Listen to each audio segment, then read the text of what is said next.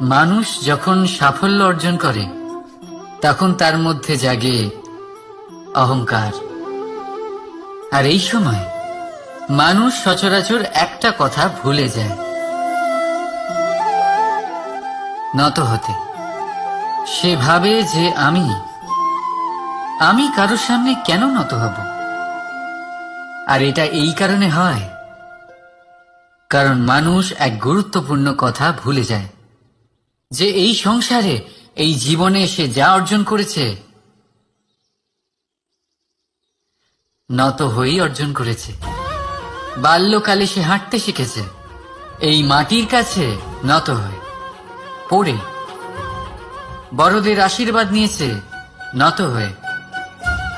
ফসল কাটার জন্য চাষিকে নত হতে হয়, কুয়ো থেকে জল তোলার জন্য কলসিকে নত হতে হয়।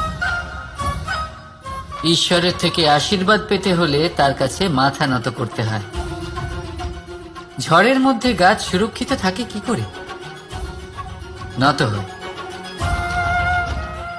সম্মান কি করে অর্জন করা যায়?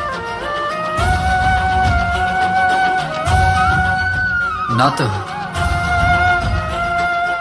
কারোর সামনে নত হওয়া মানে নিজের আত্মসম্মান বিসর্জন দেওয়া নয়, তার অর্থ হল বিনম্র হওয়া।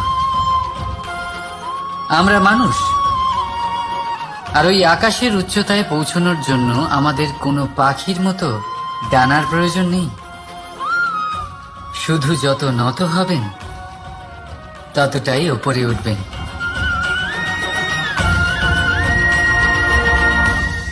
রাধা রাধা।